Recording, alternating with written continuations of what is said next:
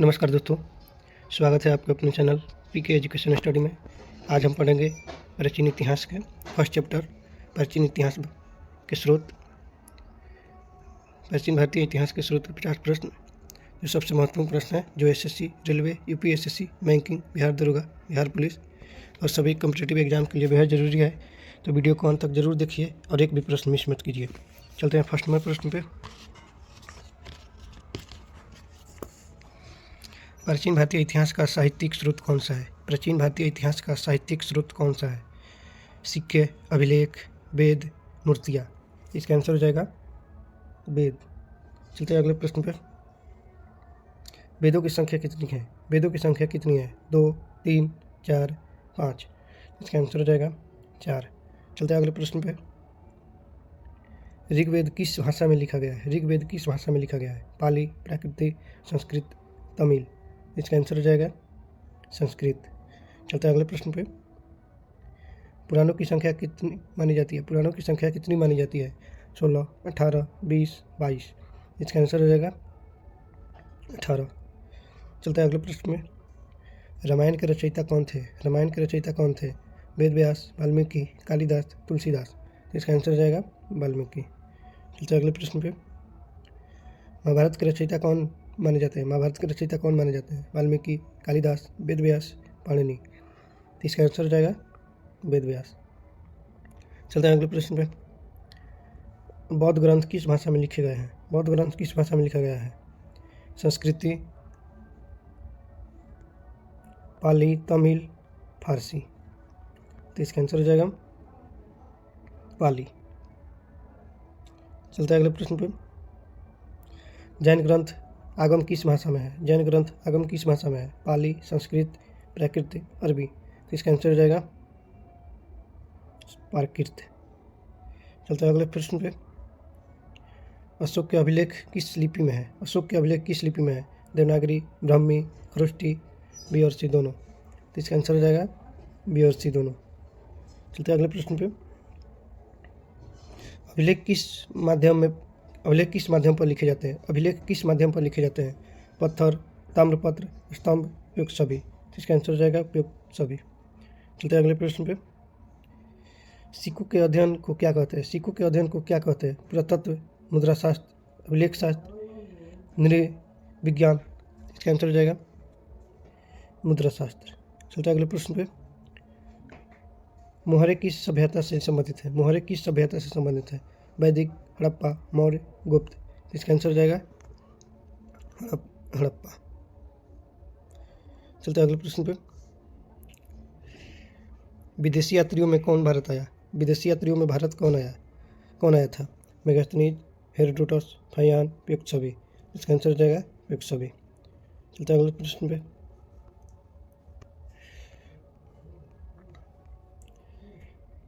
Indica ग्रंथ के लेखक कौन थे? इंडिका ग्रंथ के लेखक कौन थे? Fahien, Hiuen Tsang, Megasthenes, Ibn Battuta. तो इसका आंसर हो जाएगा मेगास्थनीज। चलते हैं अगले प्रश्न पे। चीनी यात्री ह्वेनसांग किस काल में भारत आया? चीनी यात्री ह्वेनसांग किस काल में भारत आया? मौर्य, गुप्त, हर्ष, कुषाण। तो इसका आंसर हो जाएगा हर्ष। चलते हैं अगले प्रश्न पे। ताम्रपत्र किस प्रकार का स्रोत है? ताम्रपत्र किस प्रकार का स्रोत है? साहित्यिक, पुरातात्विक, विदेशी, धार्मिक। तो इसका आंसर हो जाएगा पुरातात्विक। चलते हैं अगले प्रश्न पे। पुरातात्विक स्रोतों में क्या शामिल है? पुरातात्विक स्रोतों में क्या शामिल है? सिक्के, अभिलेख, मूर्तियाँ, उपयुक्त सभी। तो इसका आंसर हो जाएगा उपयुक्त सभी। चलते हैं अगले प्रश्न पे। पाणिनि का ग्रंथ कौन सा है? पाणिनि का ग्रंथ कौन सा है? अर्थशास्त्र, अष्टाध्यायी, नाट्यशास्त्र, कामसूत्र। तो इसका आंसर हो जाएगा अष्टाध्यायी। चलते हैं अगले प्रश्न पे। अर्थशास्त्र के लेखक कौन थे? अर्थशास्त्र के लेखक कौन थे? कालिदास, चाणक्य, पाणिनि, अश्वघोष। तो इसका आंसर हो जाएगा चाणक्य। चलते हैं अगले प्रश्न पे। संगम साहित्य किस भाषा में है? संगम साहित्य किस भाषा में है? संस्कृत, तमिल। तो इसका आंसर हो जाएगा तमिल। चलते हैं अगले प्रश्न पे।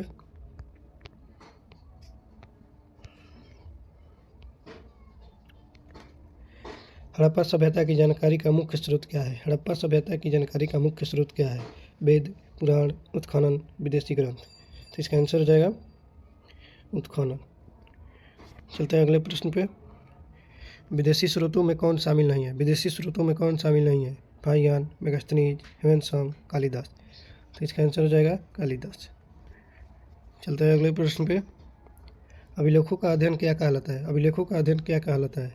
मुद्रा शास्त्र, अभिलेख शास्त्र, इतिहास, पुरातत्व। तो इसका आंसर हो जाएगा अभिलेख शास्त्र। चलते हैं अगले प्रश्न पे। नाट्य शास्त्र के रचयिता कौन है? नाट्य शास्त्र के रचयिता कौन है? कालिदास, भरत मुनि, भास, वेद व्यास। इसका आंसर हो जाएगा भरत मुनि। चलते हैं अगले प्रश्न पे। मूर्तियाँ किस स्रोत का उदाहरण है? मूर्तियाँ किस स्रोत का उदाहरण है? साहित्यिक, विदेशी, पुरातात्विक, धार्मिक। इसका आंसर हो जाएगा पुरातात्विक। चलते हैं अगले प्रश्न पे। अश्वघोष किस धर्म से संबंधित है? अश्वघोष किस धर्म से संबंधित है? जैन, बौद्ध, वैदिक, शैव। इसका आंसर हो जाएगा बौद्ध। चलते हैं अगले प्रश्न पे। सिक्के किस काल से मिलने लगते हैं? सिक्के किस काल से मिलने लगते हैं?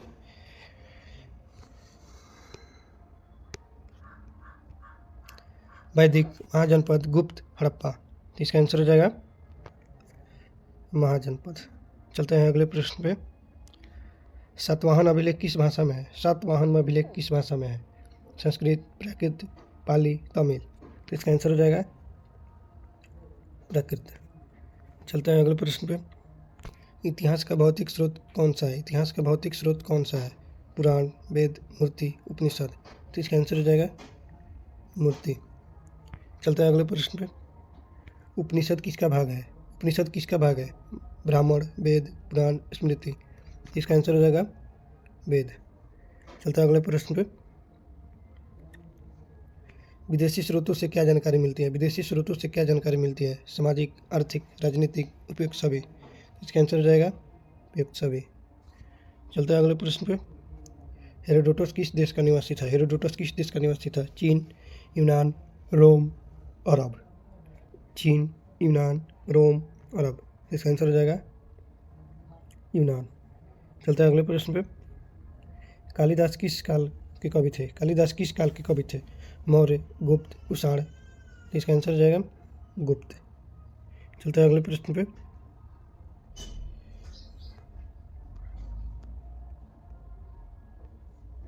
ऐतिहासिक स्रोतों का मुख्य उद्देश्य क्या था?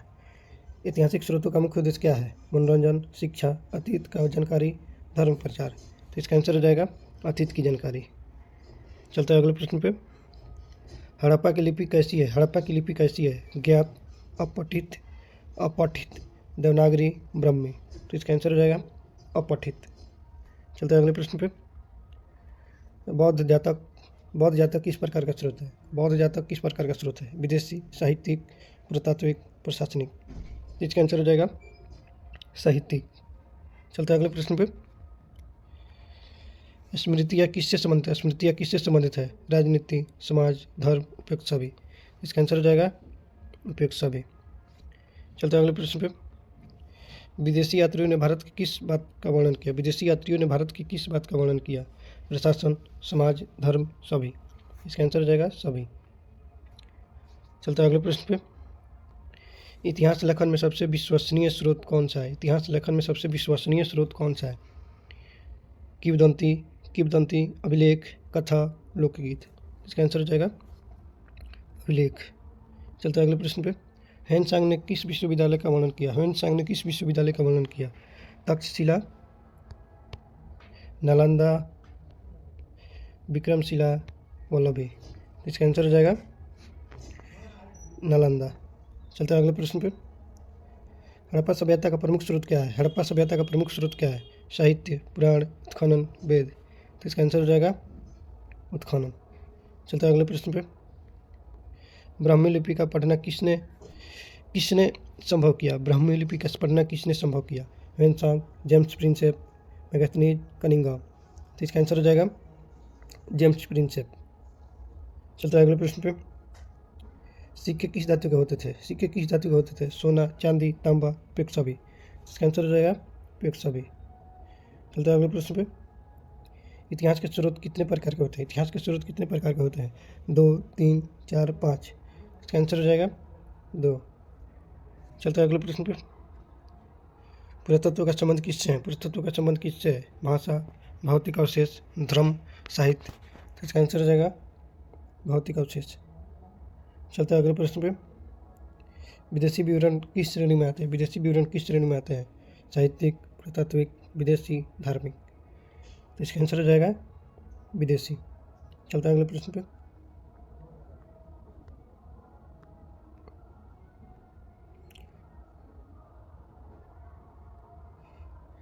जातक कथाएं किस धर्म से जुड़ी है? जातक कथाएं किस धर्म से जुड़ी है? वैदिक, जैन, बौद्ध, शैव। तो इसका आंसर हो जाएगा बौद्ध। चलते हैं अगले प्रश्न पे। हड़प्पा की मोहरें किससे बनी है? हड़प्पा की मोहरें किससे बनी है? लकड़ी, तांबा, पत्थर, मिट्टी। तो इसका आंसर हो जाएगा पत्थर। चलते हैं अगले प्रश्न पे। इतिहास का लिखित स्रोत कौन सा है? इतिहास का लिखित स्रोत कौन सा है? मूर्ति, सिक्का, ग्रंथ, अवशेष। इसका आंसर हो जाएगा ग्रंथ। चलते हैं अगले प्रश्न पे।